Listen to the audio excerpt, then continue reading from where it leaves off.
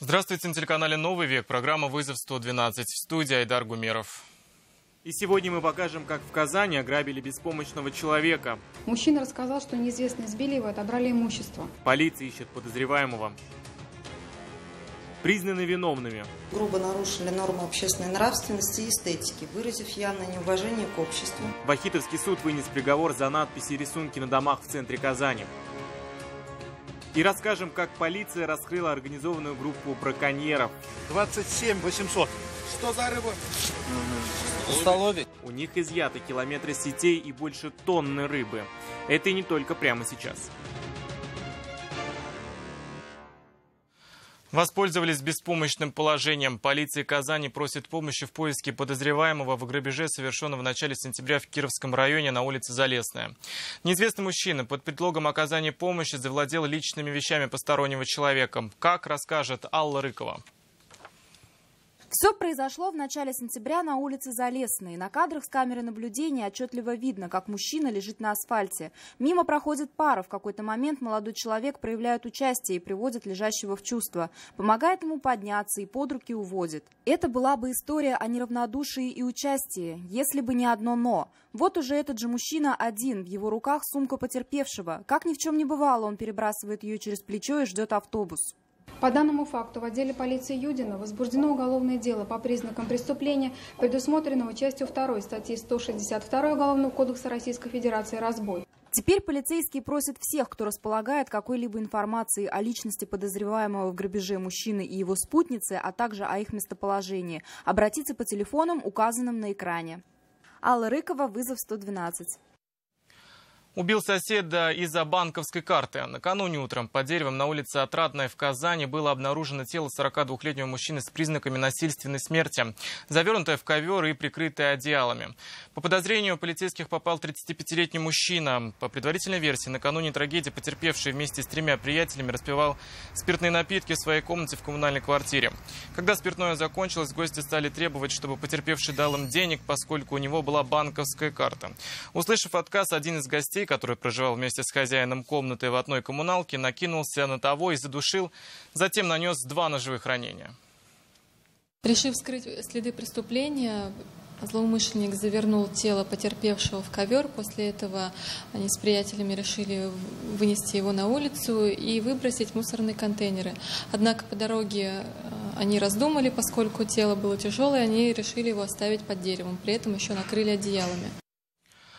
Позже они вернулись на место преступления, смыли следы крови, выбросили нож и сняли с банковской карты 30 тысяч рублей, которые поделили между собой. Подозреваемый в убийстве полностью признал свою вину. Другое убийство произошло на улице Лесная в Лениногорском районе. 32-летнего сына убил собственный отец. По версии следствия, потерпевшие с супругой и 4-летним ребенком приехали в гости к родителям. В какой-то момент между нетрезвым пожилым отцом и сыном произошел конфликт, в результате чего подозреваемый схватил нож и стал угрожать потерпевшему. После этого гости решили покинуть дом, вызвали такси и вышли на улицу.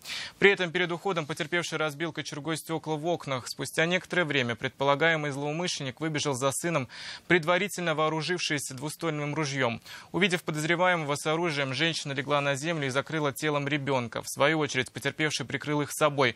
В результате подозреваемый выстрелил в сына, попав ему в область грудной клетки, отчего тот скончался на месте. Также нападавший ранил супругу потерпевшего. Свою вину подозреваемый признал полностью. Получил 95% ожогов тела. В селе Токталачук Актанышского района на пожаре сильно обгорел мужчина. Горел его бревенчатый дом и «Лада» 9 модели. Пожарных встретили соседи, входная дверь была открыта. Сгорела вся мебель и вещи внутри дома, а также стена и пол. Пострадавшего 39-летнего мужчину госпитализировали в больницу. По предварительной версии, причиной пожара стал поджог. Сумма причиненного ущерба составила около 150 тысяч рублей. Этим делом сейчас занимаются в Следственном комитете. Вахитовский районный суд Казани сегодня вынес приговор в отношении группы молодых людей, обвиняемых в вандализме. Напомним, в марте этого года 3 молодых людей в возрасте от 20 до 22 лет, находясь в нетрезвом состоянии, изрисовали 5 зданий, представляющих историческую ценность. Свою вину в содеянном каждый из них признал лишь частично, заявив, что не считает себя вандалом. Из зала суда репортаж Найрата Назипова. Так вышло уж, как-то спонтанно все получилось. Ничего такого Преднамеренного не было.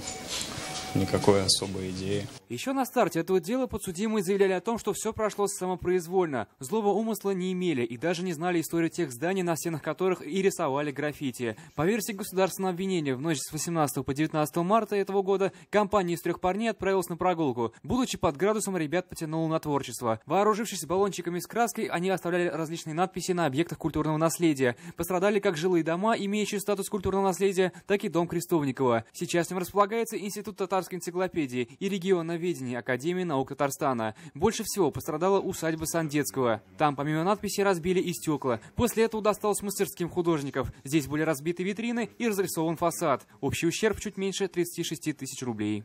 Подсудимые признаны виновными в том, что грубо нарушили нормы общественной нравственности и эстетики, выразив явное неуважение к обществу, цинично пренебрегая нормами морали и нравственности, правилами поведения в общественных местах. Весь ущерб подсудимые компенсировали. Потерпевшая сторона претензий не имела и попросила суд о максимально мягком наказании. Сами же молодые люди признали вину лишь частично.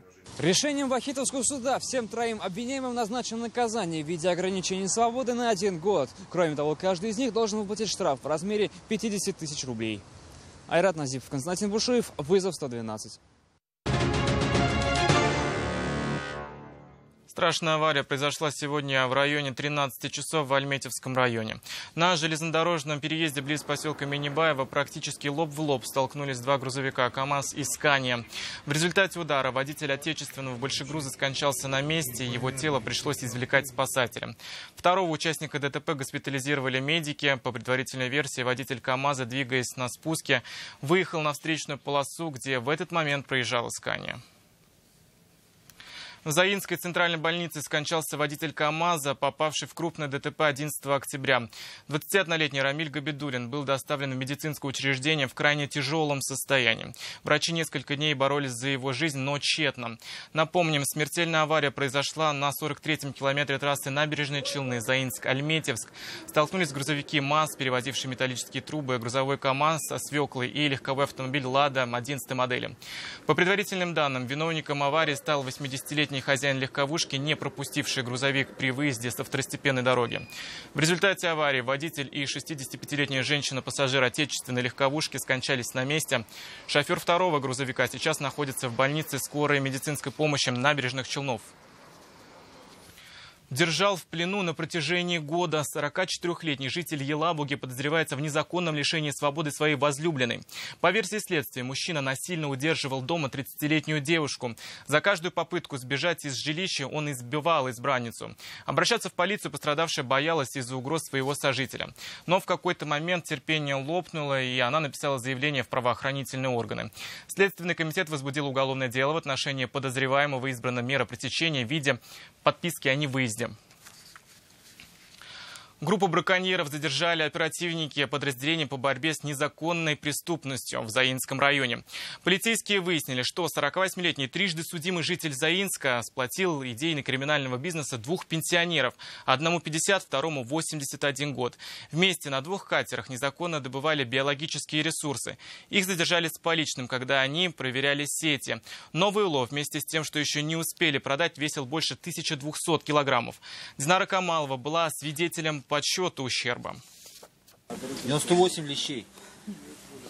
98 вещей. А вот это карп?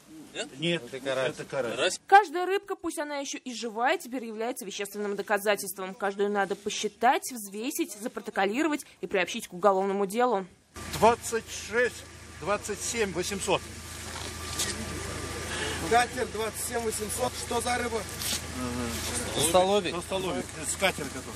48-летнего предполагаемого организатора банды и 2 ее членов, одному 50 лет, второму 81, задержали в тот момент, когда они проверяли снасти. Взяли вместе с уловом. Помимо рыбы в катерах нашли 135 рыбацких сетей, общей длиной более 10 километров.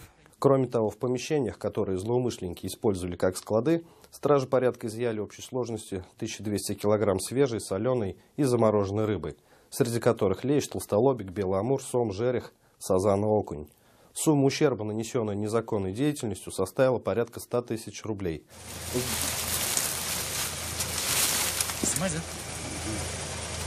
Ну, толстолобики.